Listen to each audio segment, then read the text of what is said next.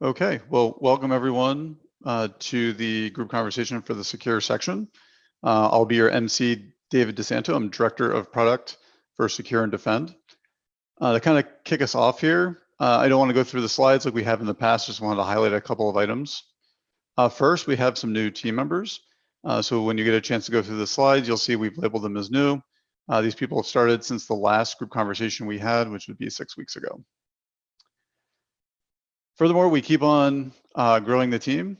We've had some good success here shortly. There's still a lot of open positions left to fill on the secure team, including product management, people within UX, as well as within development on front end and back end. And finally, we have a lot of cool things that have recently come out or coming out here shortly. So please feel free to check that all out and learn a lot more about what we're doing in secure. So with that said, I can go over to questions. Right now, there are 0 questions in the document. This seems to be a pattern for secure and defend. So while you all think we should start with the upcoming SaaS to core and explain that one. Sure. So Nicole is highlighting a major project that we've kicked off. The overall arching goal of the project is to bring all of secure to core. And that's not our intellectual property, the components like the gymnasium acquisition, as well as some other ones we have planned here shortly. It's referring to the open source scanners. And so across across composition analysis, stack analysis, dynamic analysis, we use a lot of OSS tools. And we want to be able to bring that to core and allow our customers to secure themselves better, get into better DevSecOps practices and whatnot. So Nicole's comment is that we're first focusing on SaaS to core. So the core SaaS team is working on what it means to separate out the scanners, and again, the open source scanners, and make those available within the pipeline at that free level at core. Furthermore, they're looking at also how do we begin to provide additional value within premium and ultimate for those security features. So we're very excited about that. We can talk about that more in upcoming calls once we begin to move things down. Right now, our goal is to hopefully by the end of Q4, bring a couple of scanners within SAST with the goal of over the next 6 to 9 months, bringing the remaining components of secure that are open source down to core. Is there anything on that you want to touch on, Nicole? Or did that cover it pretty well? I think just one thing to call out specifically for a lot of people who might be concerned about, but where does that leave Ultimate? Ultimate is designed for organizations that are larger, not individual developers as the buyer. And in that particular case, the value of security is not in knowing about the vulnerabilities, but it's in having policies to enforce rules around how you feel about licenses and vulnerabilities. And so all of that stuff is staying in Ultimate. It is literally just the open source scanners that are going down. So all of the workflow management, policy enforcement, and things are staying in Ultimate because that's where we feel the organizational buyer value is. Thank you, Nicole. Cherry, do you want to vocalize your question? Yes, I'm the enterprise SA. I just want to understand a little bit more the ISST scan and FAS and how that align in the competitive market, because a lot of enterprises purchase, for example, Fortified already. How we stand in our positioning from feature perspective to articulate our offerings and values to those enterprise customers. Absolutely. So to kind of start, I'll do them in the opposite order that you have them. So for fuzzing, we're talking about generating malformed structures to test the stability, reliability, and potential weaknesses in an application or service. So for a fuzzing standpoint for GitLab, we're looking at it from 3 different angles. The first is doing protocol level fuzzing. That's probably the most advanced type of fuzzing you can do.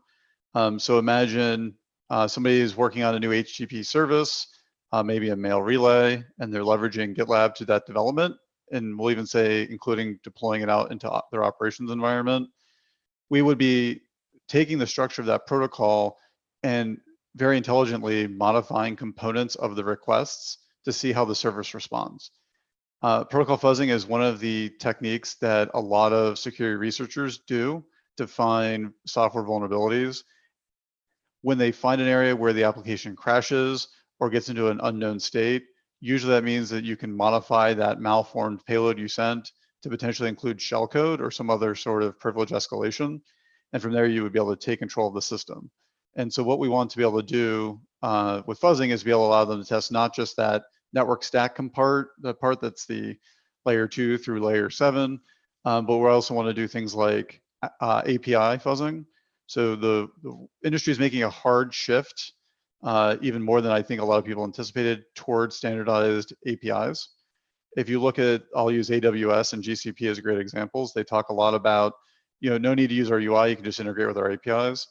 And we're the same way here at GitLab. We want people to be able to test those APIs to make sure, again, they're stable, they're reliable, and they don't have security weaknesses in them. The final part of fuzzing, which is something that we've already started development on, is focused on web vulnerability scanning.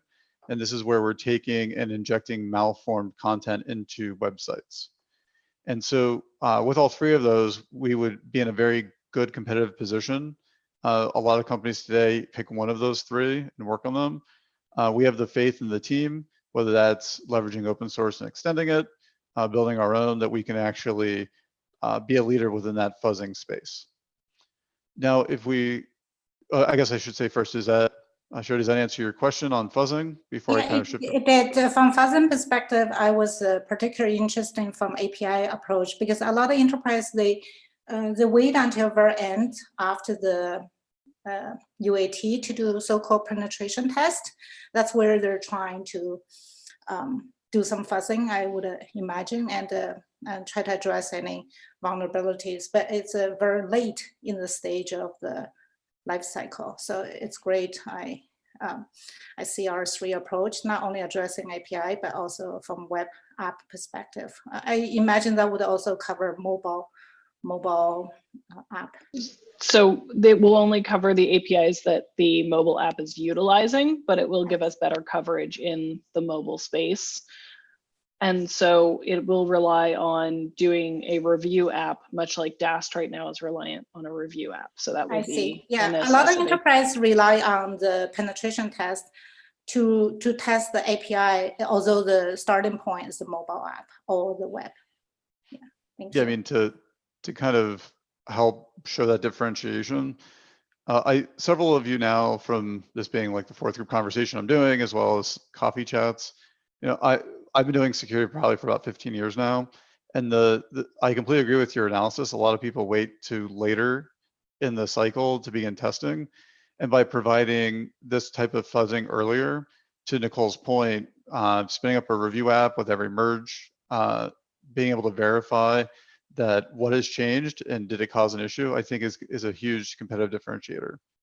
And so I know I'll speak for Derek as the PM for that space.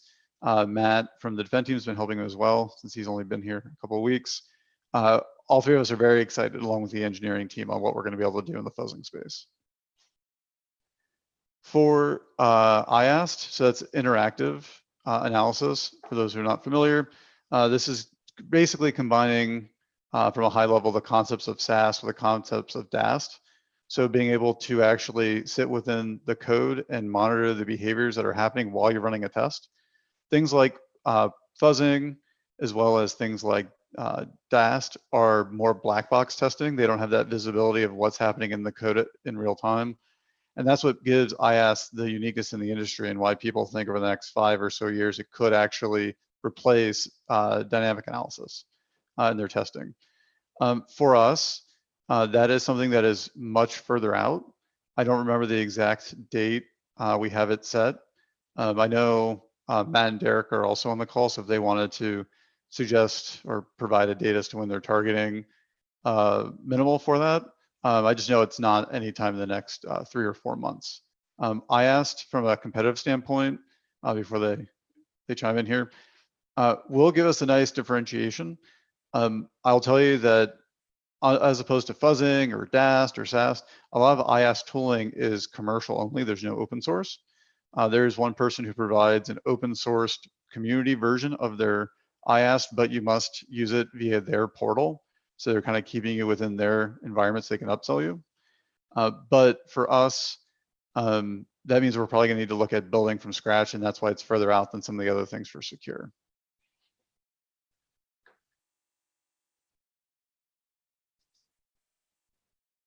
Okay, so let's go to the next item. Andy, do you want to vocalize your question?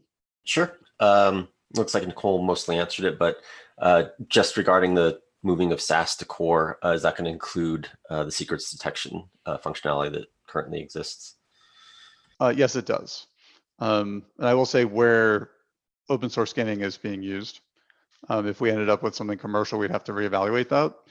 But yes, for the short term here, when we're talking about it, we're also including secret detection. Anything you wanted to add to that, Nicole? No? Okay. While people are kind of typing in additional questions, I'll take this opportunity to kind of highlight one thing we're going to talk about a little bit more in the next group conversation that's further along. We recently did a change to the secure stage. And the thing I want to highlight here is we created a new group, and you can see everybody's interim on it because we're just trying to figure out its long-term plan. But within that, we added a new category, and that's really what I want to highlight. You can see that we have attack emulation as well as the vulnerability database.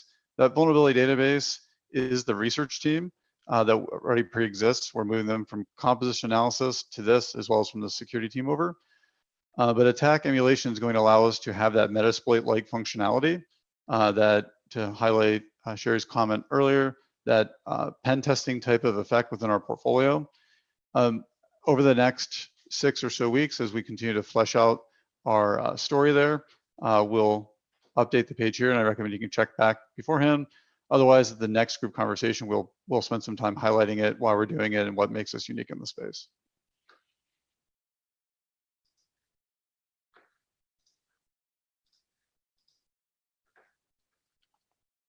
And if anybody does have interactions with customers who ask about it, we do accept submissions into our vulnerability database, and they do not have to have a CVE number. Okay, so we'll give it another minute here. If anybody has any questions they want to vocalize without typing them out first, we can do that. Otherwise, maybe we'll give you all back 10 minutes of your day.